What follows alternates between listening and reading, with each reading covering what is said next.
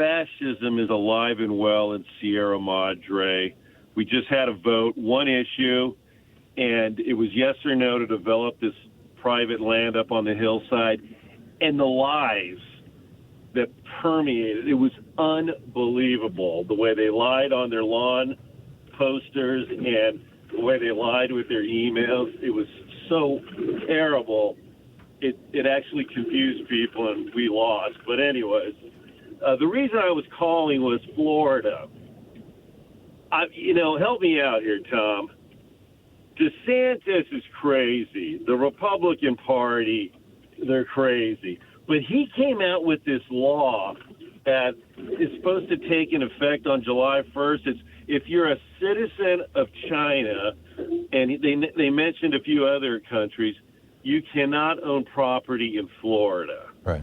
I don't know if you heard about this. I did. I talked about it, I believe it was 2 weeks ago. And I apologize. I missed that. I'm torn, Tom. I live in California. It's an issue. Mm-hmm. I don't know how to lean on this. Well, here's my take on it, Edward. And this is what I said at the time. I am in favor of limits on ownership of residential property in the United States. I think that foreign investors should not be allowed to own residential property in the United States. And I think that hedge funds and large institutions, and for that matter, investment funds, should not be allowed to own within limits individual residential properties. There are people, and this is a fairly common thing among middle-class families, where you buy a house and then you buy a second house and hang on to the first house and turn it into a rental property, and it becomes an investment. It becomes part of basically your retirement. So there are a lot of people who have, 2 or in some cases even 3 or 4 houses, then they've built a little kind of mini real estate empire, and that's their investment. I have a friend who's got like 12 of them. So I would say, if we were to limit investment in single family houses to no more than 5, that would cut out the hedge funds. I mean, you've got some towns in America now where 40% of the single-family houses that go on the market are bought by hedge funds out of New York. This is insane. And in fact, there's an estimate that by 2030, we could have as many as 45% of all rental housing in the United States owned by these giant hedge funds. And they drive up the rent prices.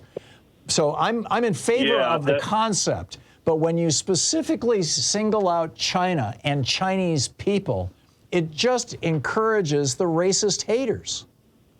It's like the Chinese Exclusionary Act of 1886 that said you can't have Chinese coming into the United States.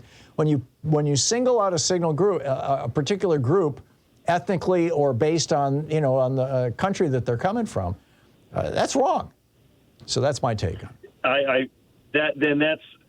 That's where I wrapping my head around it. As an American of Mexican descent, I see it and I hear it and I taste that race is bent there. Yep. And I guess the like what you were saying, there needs to just be no race involved. Like, look, we gotta rein back hedge funds. Housing should be a right. Right? I mean, we need food, we need water, we need clean air, we need housing. These are things that you just can't survive without. And so we should protect housing in this, since that's what we're talking about. I think that we should get, for-profit corporations out of the water business. We should get them out of the, food is, we try to supply food through things like food stamps and programs like that. But specifically with regard to housing should be protected. And it should be protected by law. All of the above. Yeah, there you go. All of the above. Edward, thank you for the call. Thank you. Yeah, good talking to you.